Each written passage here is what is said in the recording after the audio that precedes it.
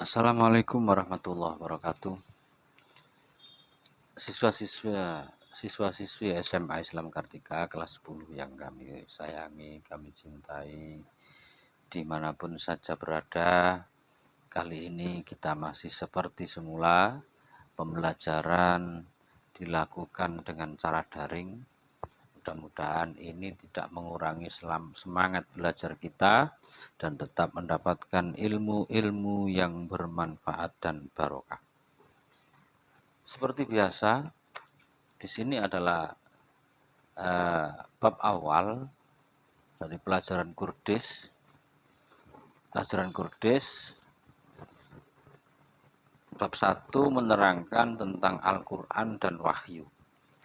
Al-Quran dan Wahyu.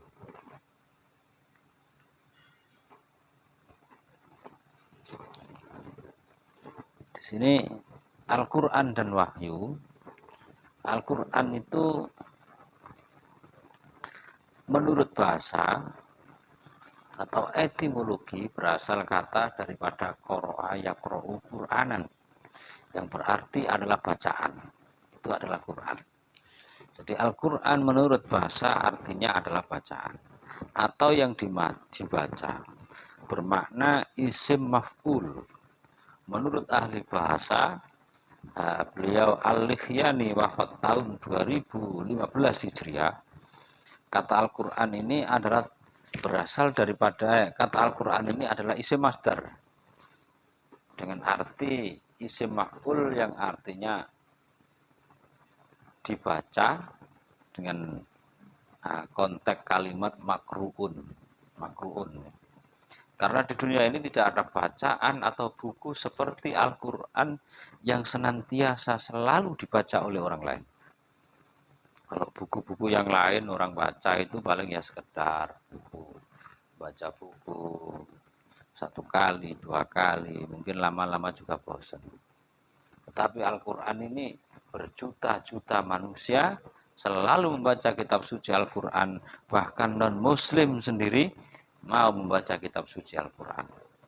Senada dengan ini, Al-Quran menegaskan di dalam surat Al-Qiyamah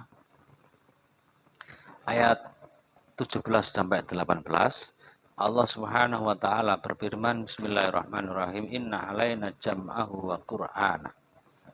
Wa idza qara'nahu fattabi qur'ana. Sesungguhnya atas tanggungan kamilah mengumpulkannya di dadamu dan membuatmu pandai membacanya. Surat Kiamat Al-Qiyamah ayat 17. Sedangkan disusul dengan ayat yang ke-18, fa idza qara'nahu fattabi qur'ana. Apabila kami telah selesai membacakannya, maka ikutilah bacaan itu. Itu kata Allah Subhanahu wa taala. Jadi cara membaca Al-Qur'an itu adalah bagaimana? Ada yang mengajari, di saat orang yang mengajari membacakan, baru kita menirukan membaca ayat-ayat suci Al-Qur'an. Terus dasar yang kedua adalah surat Fussilat ayat 3. Kitabun fussilat ayatuhu Qur'anan Arabiyyan liqaumi ya'lamun. Kitab yang menjelaskan ayat-ayatnya, yakni bacaan dalam bahasa Arab untuk kaum yang mengetahui.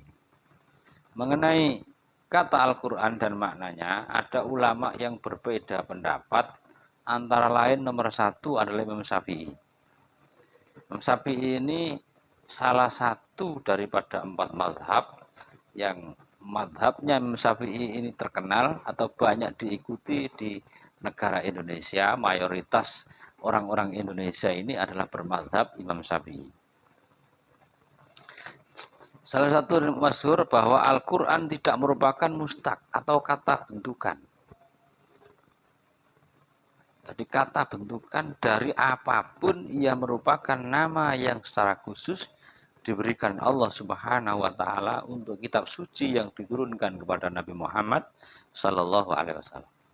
Jadi Al-Qur'an ini murni wahyu Allah yang diberikan kepada Nabi Muhammad sallallahu alaihi wasallam. Jadi tidak ada bikinan manusia, bentukan manusia, itu tidak ada. Kalau ada yang mengatakan semacam itu, jangan diikuti, sasar nanti ya. Sasar. Sebagaimana halnya kata Injil dan Taurat yang juga khusus, nama yang dipergunakan sebagai nama kitabullah masing-masing diturunkan kepada Nabi Isa dan Nabi Musa alaihissalam. Jadi ini termasuk kitab Allah yang diturunkan kepada para nabi dan para rasul. Jadi ada kitab Taurat, Zabur, Taurat, Injil, Al-Quran. Itu termasuk nama pemberian dari Allah Subhanahu wa taala. Yang kedua, Imam Farok.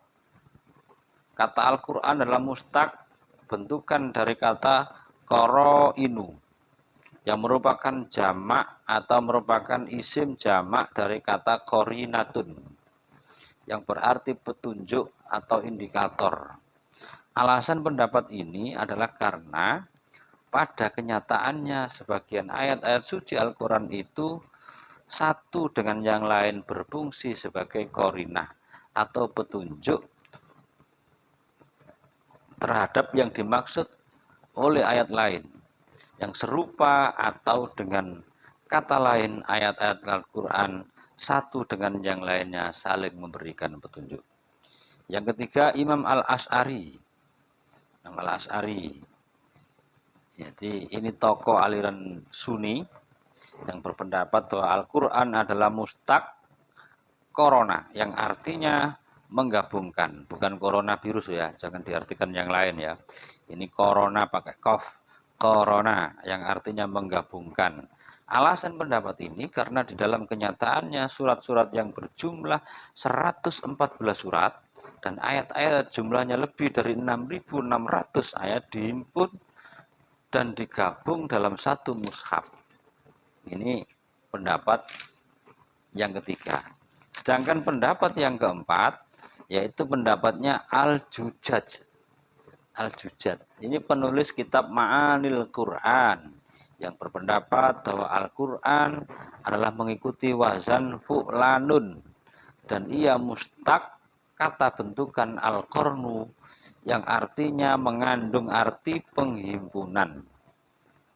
Karena Al-Quran di dalamnya menghimpun intisari ajaran-ajaran dari kitab-kitab suci sebelumnya.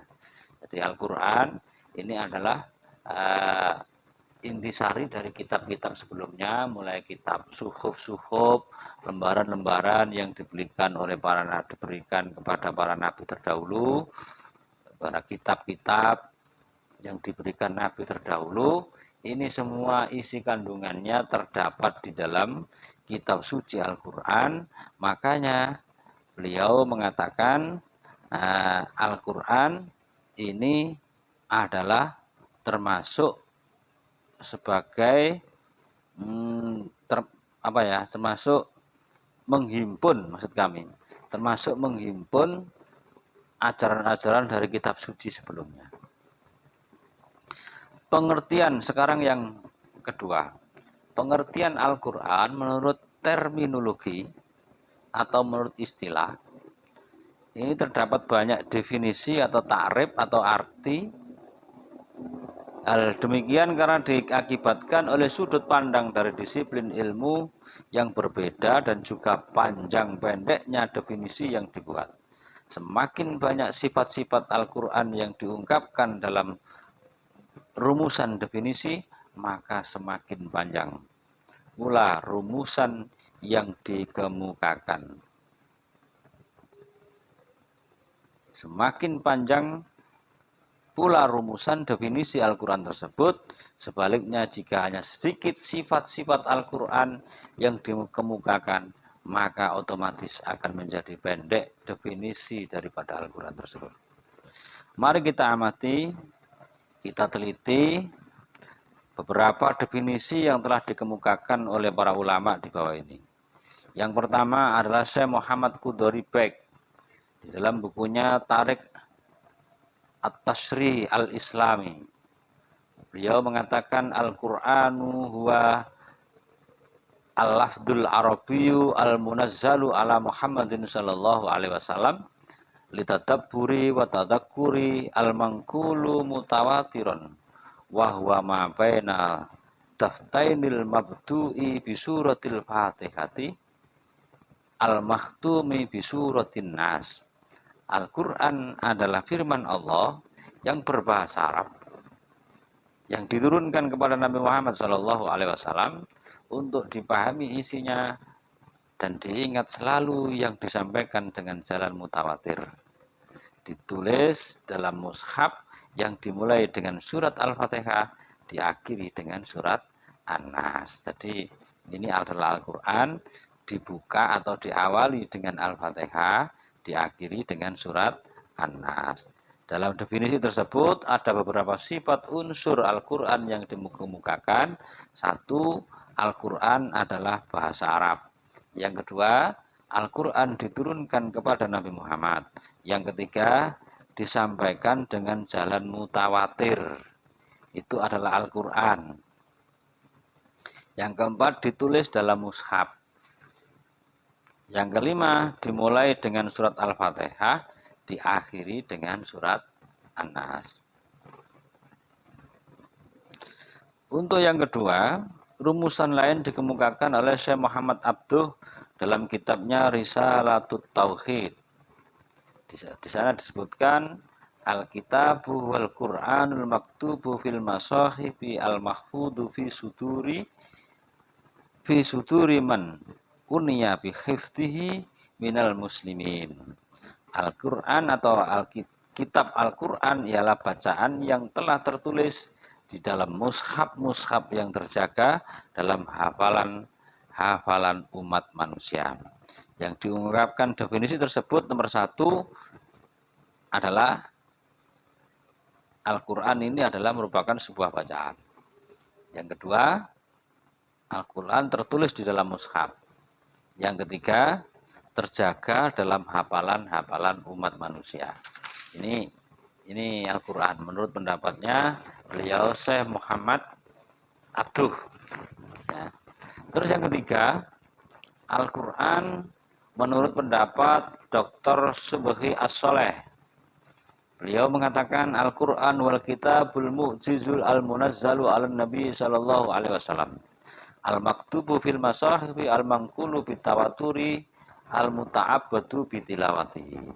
Al-Quran adalah kitab Allah sebagai mukjizat yang diturunkan kepada Nabi Muhammad SAW, termaktub di dalam mushaf yang disampaikan dengan jalan mutawatir yang bernilai ibadah dalam membacanya.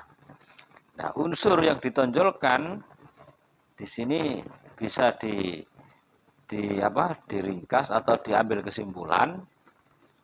Nomor satu, Al-Quran adalah kalamullah yang mengandung kemukjizatan. Ini termasuk mukjizat daripada Nabi Muhammad SAW yang abadi sampai ila yaumil qiyamah, itu adalah Al-Quran.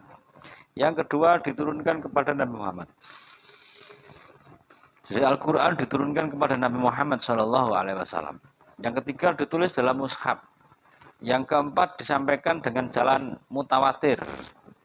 Nomor 5, bernilai ibadah bagi yang membacanya. Di wong maca Quran itu termasuk ibadah. Yang keempat, rumusan yang terpendek, Al-Qur'anu wal kalamul mu'jizu. Definisi ini hanya menyebut satu sifat Al-Quran yang paling menonjol dan istimewa, yaitu kemukjizatan Al-Quran. Karena seperti yang telah saya katakan, bahwa Al-Quran ini adalah wahyu Allah, kalamullah yang diturunkan kepada Nabi Muhammad melalui perantara malaikat Jibril. Dan ini juga termasuk mukjizatnya Nabi Muhammad SAW yang abadi ila akhir zaman. Insya Allah keasliannya akan selalu dijaga oleh Allah Subhanahu Wa Taala. Kiranya hanya ini sedikit sebagai pembukaan yang bisa saya sampaikan. Mudah-mudahan bermanfaat dan tolong disimak, didengarkan pelajaran ini agar kalian semuanya paham bagaimana tentang wahyu Allah yang berupa kitab suci Al-Quran. Kurang lebihnya mohon maaf. Wassalamualaikum warahmatullahi wabarakatuh.